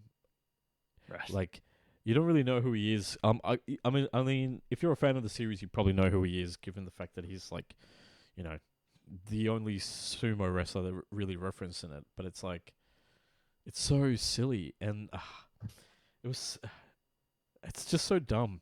I wish it was longer. I wish it was 10 episodes. Yeah. It's because I watched the first 2 episodes again, Yeah. and like I was really shocked by how both bad the first episode was. I'm not sure bad. I feel like it was a total waste of time. It's like 20 minutes long or so, and it Yeah. accomplishes so little in terms of story. And then as I got past the first episode, it's like, wait, there's only 6 episodes. Like, how'd they waste this much time on this part of the story? Yeah. Whereas like the training montage of him moving becoming. Yeah, exactly. Apparently that's 4 years. Yeah, I was thinking like, oh, this will be a good first episode, and then you can kind of, I mean, this is getting into the weeds a bit, but it's like, Yeah. I thought the second episode will be a good first episode, because I think that gets you into the world of Tekken and Jin and everything quite Yeah. well. Yeah. And then you can just have flashbacks with the mum later and her like really lame lines about like laughing about, like chuckling about like the strength in the body and mind or whatever. It's like they say that and they chuckle. It's like, what are you laughing like, about? I know you've got power. Like, I want you to apologize to this boy. Like, it's just like they're like teaching all these dumb lessons. Like, these are stupid lessons. I don't know. It's just like it's like silly in that sense, but it's also like, man, I've seen this story like 6 times. I don't need to see it Tekken version again. It's literally Uncle Ben from Spider-Man, right? Yeah, like I feel like it's like, and it's like the whole episode. I was thinking because I was like watching through the first one, and I was complaining loudly because that's how I think. I think out loud. I was complaining You're like loudly me. about how. Yeah, I do that. Yeah, I do it with everything. But it's like I was thinking about how like.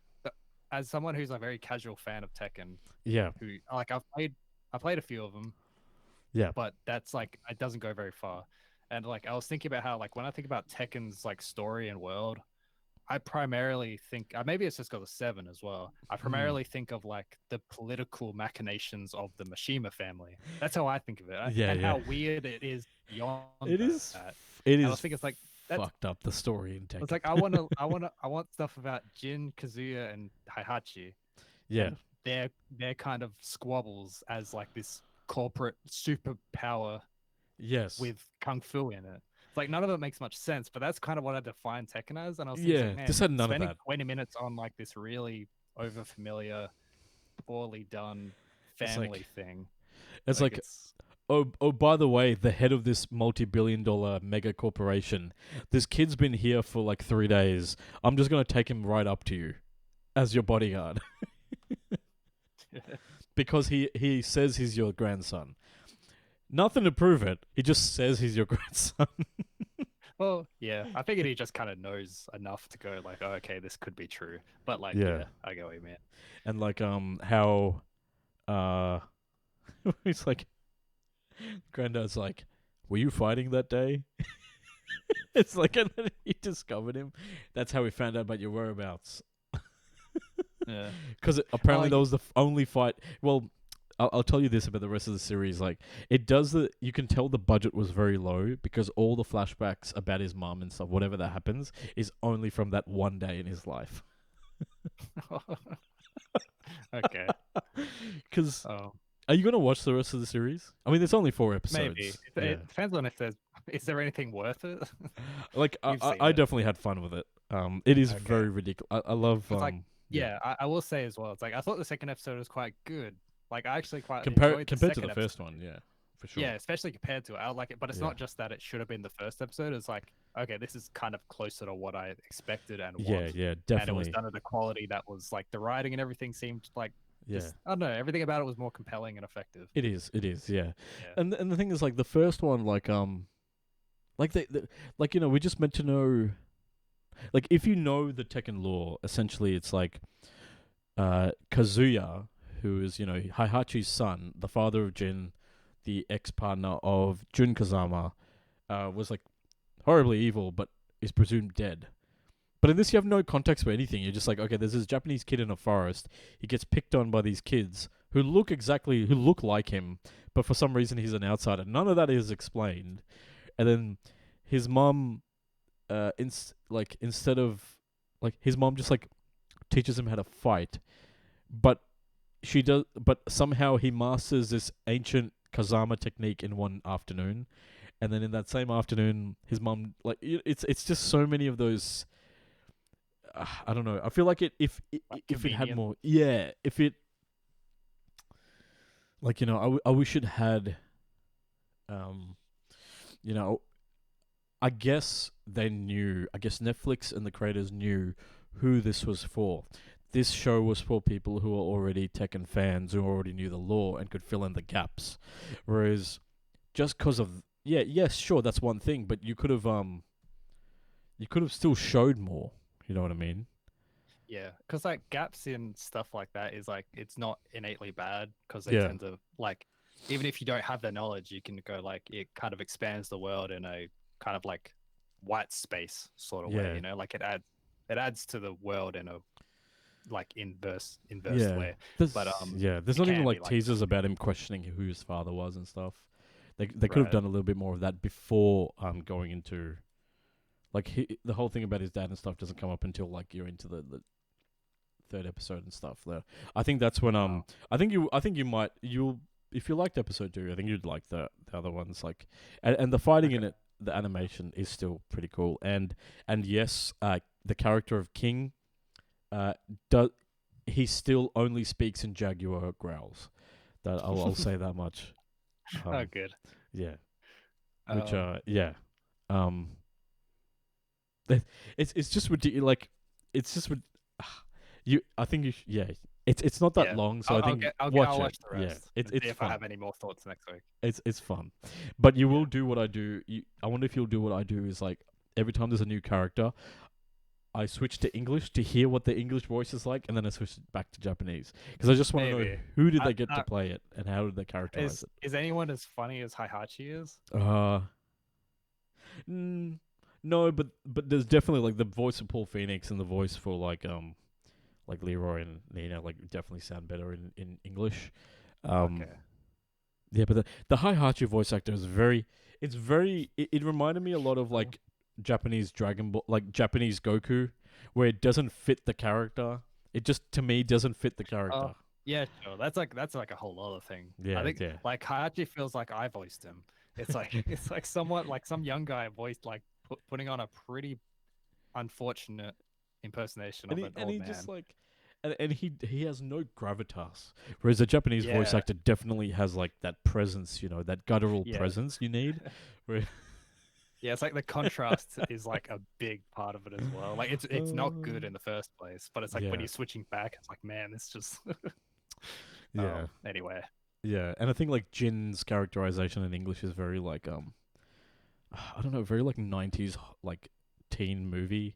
I don't know how to describe it. Like maybe that's a bit too unfair, but I don't know. Maybe the way they directed his voice was like very like I don't know, very very it's like lacking. yeah, like as if like he's not kind of sure, like he has no self-confidence in a weird way. I don't know how to really describe it. Whereas in Japanese, like he definitely sounds like someone who's capable and is uncovering a mystery, but knows that he's got a destiny to fulfill. Whereas the other one, in the English, he's just kind of like lame. I don't know. Yeah. Even the bullies sounded lame, man. The bullies in the first episode. Because they're like the first things you hear, and it's like all the voices seem wrong. It's like the big fat one, like the bully. He's like talking. It's like, wait, that's not He's the like right a voice. dweeb. Like he sounds like Yeah. a dweeb. Yeah, I don't know. Yeah, I don't know. I'll be interested to hear what you think about it next week. Yeah. If you watch it this week. If I don't have too many more thoughts, I think we've talked about Tekken enough. Enough. Yeah. We'll see if Um, I've got any more Yeah. ideas. But, Well, speaking of Dragon Ball, you watched Dragon Ball Super. We're closing in on 2 hours, so I I'll just know. go about Dragon Ball. Yeah. Which is the only thing really worth talking about. Yeah. I watched Dragon Ball Superhero. It's the new 3D animated Dragon Ball movie. Yeah. That just opened worldwide in English dub.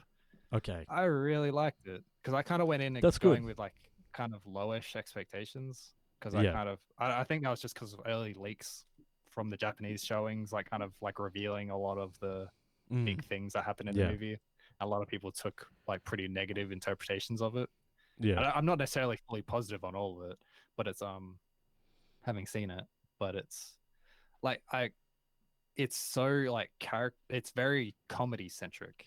It's like there's a lot of humor in it, and it's a lot of like character heavy sort of stuff. Like That's good. Goku, Vegeta aren't really in it. You get like a little update on what's happening with them, but otherwise they're just not really part of the plot. From when I saw the previews, it reminded me of like the kind of the comedy, like the character development, the kind of the self-doubt that Gohan had during his Saiyaman phase in the original series. So this kind of reminded me of that. I don't know if it is, but It's kind of about that sort of stuff. A lot of it's like it's very like organic to where the characters are like, because one of the things I really love about Dragon Ball as a series, as like in terms of like the ending parts of it, is that everyone aside from Goku and Vegeta have lives that aren't combat oriented. Like they just move on like real humans do. And like part of the story of this one is that aside from Goku, Vegeta, and Piccolo, because he doesn't do much else, Yeah. you know, everyone has their own lives, and now everyone's gotten kind of weak, and so when there's like real danger and the heroes of their existence aren't just there to save them, it's Mm. like a problem, you know, and like that it creates a lot of tension that's like real, like it works really well, and like anyway, I guess my like not sure I had like I thought the animation was really strong. A Mm. lot of it, you know, like especially compared to Broly, which was very That was the the first last Super Dragon Ball. movie, right? No, that was the third one. There's been Oh, two wow. ones before that. Okay. Dragon Ball Super Broly was the last one, the previous one. That one Yeah. was like in 2D with a whole new visual style. It's like Yeah. really gorgeous. And this one is like a whole other thing where it's like really high quality 3D graphics that are like they've worked on it so it like Brett generally looks 2D in stills. And because it's an anime, there's a lot of like still moments, you know. Yeah. Like that's kind of how that medium works. Gotcha. And like I really enjoyed how it looks generally. It's really cool to see this new style that isn't like, you know, it's like they don't fail at it. This like it's Okay. very ambitious, I think, to convert Yeah. Dragon Ball to 3D. And it's like I suppose Toriyama's style has already been converted to 3D with Dragon Quest and stuff. Yeah. And also It's, the like 30 years of Dragon Ball Z, I guess 20 years of Dragon Ball Z games as well. Fighting Yeah, games no, but that and doesn't stuff, like yeah. I wouldn't want the anime like main story stuff Yeah, in that to style be like that. necessarily. Yeah. Well, that's the thing, like, because so Dragon Ball Super, does that start at the end of Dragon Ball Z Kai, or does Maybe. it There's start like from the there's beginning like of Dragon Ball Z, it starts at the end of the Buu saga. which is the end of Dragon Ball Z Kai? kind of like Yeah. there's like I'm not sure if Kai has the there's like an end of Z section that Okay. is like set like 10 years later. This is Super is set between those two periods of time. Yeah. And now it's actually getting pretty close to my that brain. time period now. Gotcha. And 'Cause, yeah, as something I mentioned last time I talked at you about Dragon Ball. talked at me. I- Nice. Yeah, that is what I did. I did mention how like I was very frustrated by you know how Videl, like Yeah, just she the was- female cast in general. And then she just Has been becomes treated. yeah, like Yeah, just a that part damsel in has- distress, right? Yeah, exactly. Yeah, basically. Like, well, the main part is that like she becomes like wife caricature. It's like her Like haircut Chi-Chi was? changes, her clothes changes. Like everything about her is like okay, now she's just Gohan's wife. And Wow. now she's kind of loses all her combat you know, like all that stuff she was like defined by. And Yeah. now she's not. Anyway, my point is that the movie actually kind of retcons that a little bit, thankfully. Really? So now she's like, there's like, she's barely in it, but she's like mentioning how she's like, she's teaching, she has like a, you know, like she basically has like a martial arts class. That's cool. And she's like holding a tournament currently. Yeah. And then Pan, who is Videl and Gohan's daughter, she has like a big part in the story as like, you know, a 3-year-old prodigy who's really charming and great in her own right and is just as powerful as all these other Saiyan kids. So it's like, I don't know. I enjoyed that part of it because that's something that's good. Dragon Ball's really fallen Thank on fuck. a lot. Yeah.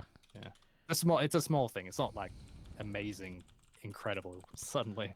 It's just like it's an improvement. Yeah. I got to get back to watching Dragon Ball Z Kai because I got to, I think the I'm in the Android side because like the thing about it is like because it was so exhausting because it's so like because they get rid of all the filler episodes, it is very exhausting because they just go from one arc. It's just fight like there's a lot of like high tension straight into the next arc, so into the next one. So I had to take a like a step back. So basically, I had the first Blu-ray release, which stopped at I think the end of the Cell saga. So the Buu saga wasn't made yet. So I've got that box set. So now I'll get seasons, I guess 6 to 7, which I think is the Buu, like the full Buu saga. I'm pretty sure. So Okay. I think I'm gonna damn you. That's all I'm gonna say. Because I'd be excited. I'd definitely be excited for like catching up. Yeah, just to kind of like it. Super's like very like a superhero. It's very much a I think it's like fully entertaining in its own right. Like it's like because Broly was like Broly's really great, but it's especially great for fans, existing ones, because it's very combat heavy and it has lots of really funny, good moments in it. But this one's it's like all about it.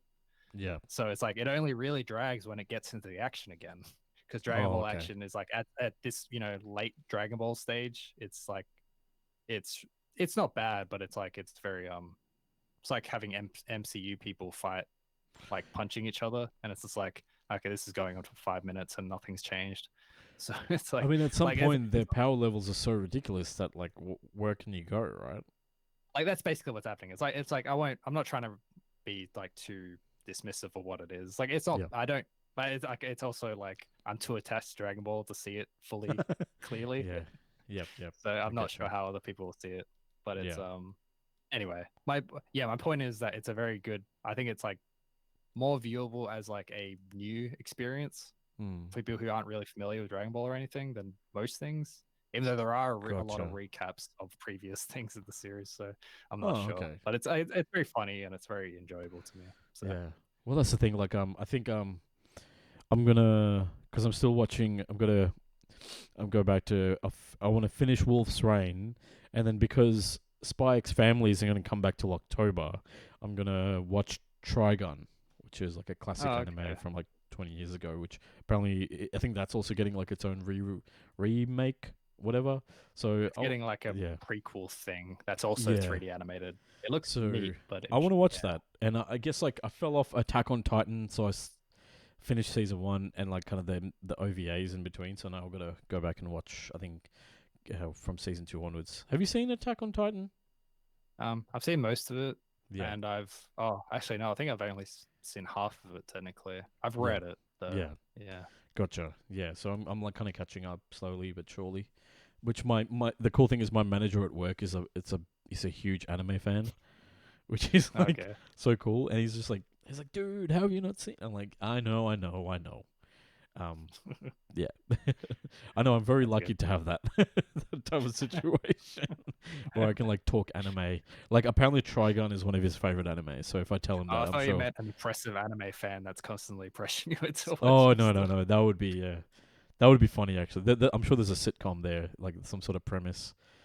My anime fan boss, my weeb boss, my weeboo, my wee boss, my weeb boss. You know what? I think that's gonna do it, man. I think we've I don't know. Did you want to talk about the House of Dragon? No, that's enough. Okay, let's take it there, folks. Let's take it to the end of the show. Yeah.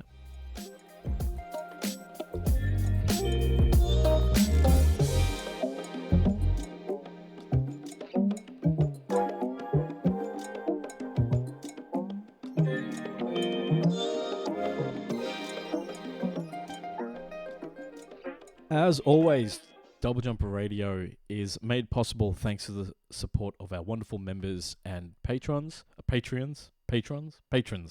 did I get that wrong? You too can become a supporter of Double Jump today by going to doublejump.co/memberships and supporting us either via the memberships on the website, via like a tip in the Buy Me a Coffee, or via Patreon, patreon.com/doublejump. But yeah, it's been once again a lot of fun. I actually didn't expect it to go this long because I was like, oh yeah, we've only got that one news thing, but clearly I'm very passionate about Prey or something, or Tekken. Apparently voice acting really triggers me. Like you have a lot to say about both Tekken and Prey. Yeah. But it's like it's like it did go. Yeah. It was good though. Yeah, but I'm glad that you had similar kind of thoughts, that you had similar experiences about the way things were dubbed or whatever. Yeah. I had the exact same experience. Yeah, I was not expecting that, honestly. But yeah, no, that was a lot of fun as well. But yeah, hopefully maybe I'll play some Battlefield this week, and maybe I'll have something to write home about the new maps and stuff. And I think the new season, I think it's out. I think so. I don't know. It'll hopefully be out soon. But yeah, the new season's kicked off in Destiny. Maybe I'll have something to say about that, or maybe I'll just keep playing Apex Legends. Who knows? I guess we'll find out next week. But yeah, John, as always, thank you so much, my friend. And everyone at home, look out for one another. Peace.